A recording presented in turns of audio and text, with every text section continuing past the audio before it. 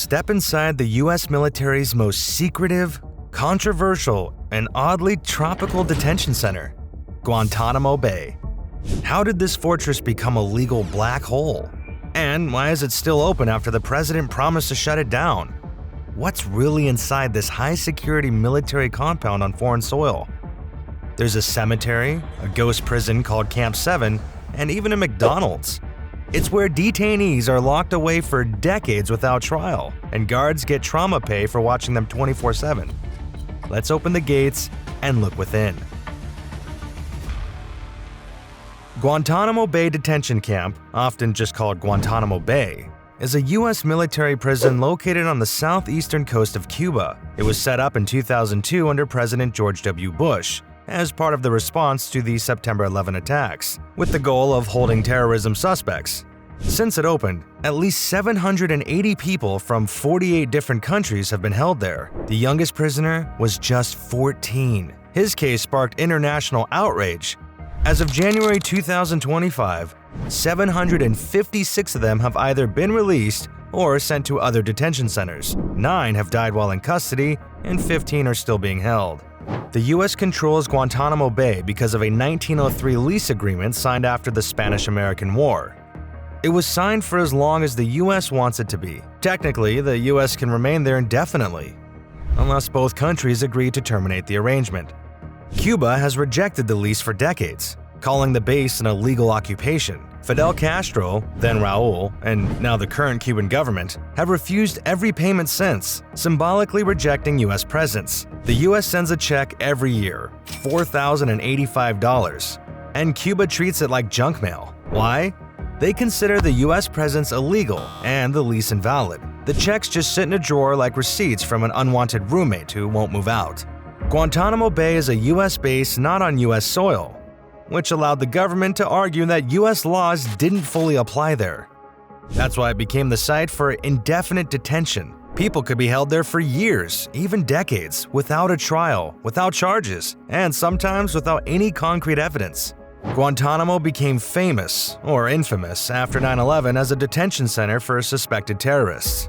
Some detainees were held for years without formal charges or trial. That's one of the primary reasons it has been at the center of human rights debates. The first detainees arrived in January 2002, hooded, gagged, and shackled. Many were barefoot. Some were wounded. None had access to lawyers. Journalists weren't allowed to speak to them, but they could photograph them.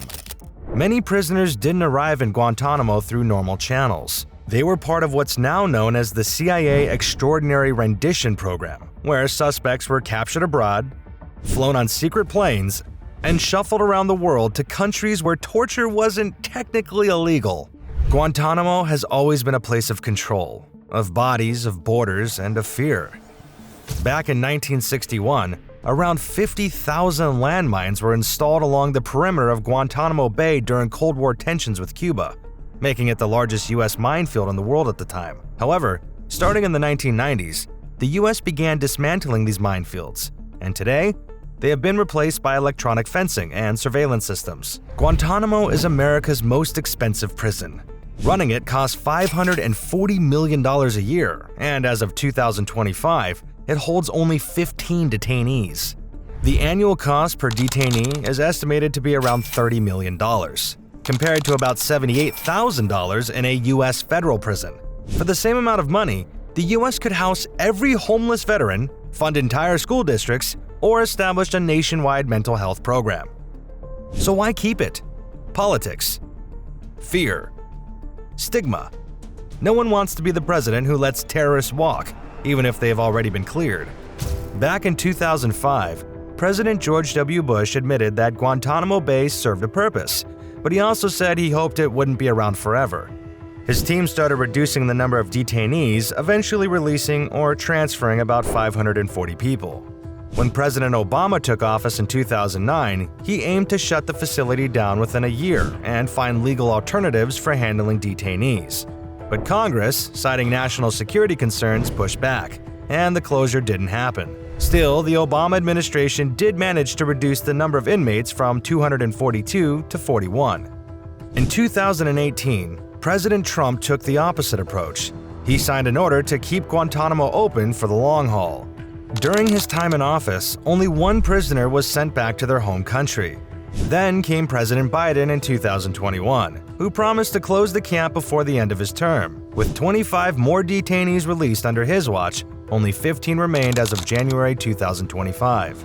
That same month, President Trump signed a memorandum to expand the Guantanamo Migrant Operations Center, a separate facility from the prison, to detain up to 30,000 migrants. This center will be managed by U.S. Immigration and Customs Enforcement, ICE.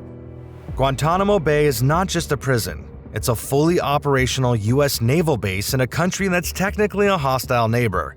It has its own schools, McDonald's, a golf course, and even a movie theater for the American military staff stationed there.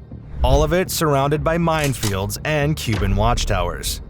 The heart of Guantanamo's detention operations is Camp Delta, a cluster of heavily fortified buildings made from concrete, chain-link fences, and corrugated steel. Guantanamo is not a single building. Camp X-Ray, the original, hastily built holding area with open-air cages. Now closed but horrifyingly unforgettable. Camp 1, 2, and 3 were used during the early years to house cooperative detainees and lower-level suspects.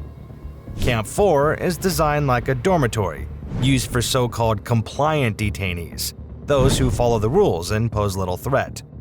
Camps 5 and 6 are maximum security zones, the most secretive, hidden deep within the base. It was built in 2004 for what are known as high-value detainees, those captured in CIA black sites and transferred after years of secret interrogation. The camp cost $17 million, but mysteriously started falling apart and was ultimately shut down in 2021 due to structural problems. Each prisoner is identified not by name, but by internment serial number, ISN. For example, one of the most well-known detainees, Mohammed al-Qahtani, suspected to be the 20th hijacker of 9/11, was ISN 063. But behind every ISN is a human story, one that doesn't always end where you'd expect. Like the case of Mohammedo Ould Slahi, the Mauritanian detainee wrote a memoir called Guantanamo Diary, a chilling, funny, heartbreaking look into daily life under indefinite detention. It became a New York Times bestseller and inspired the film The Mauritanian, starring Benedict Cumberbatch and Jodie Foster. Slahi was held for 14 years without charges and released in 2016. But what does it actually feel like to live day after day inside Guantanamo? Let's open the door and take a closer look. Inside, detainees are kept in small cells, roughly 6.8 by 8.5 feet, barely larger than a walk-in closet. Most cells are equipped with a metal cot, a toilet, a sink, and fluorescent lights that flicker throughout the night. There are no windows. Detainees have compared the experience to being buried alive in a box of steel. Isolation can last weeks or years. Cameras are everywhere, even inside showers. Detainees are watched when they sleep, eat, pray, or cry. Nothing escapes the lens. Guards log every moment. Inside Gitmo's heavily guarded interview buildings, you'll find soundproof chambers, one-way mirrors, and chairs with restraints for arms, legs, and chest. Interrogators used a mix of psychology, manipulation, and physical pressure.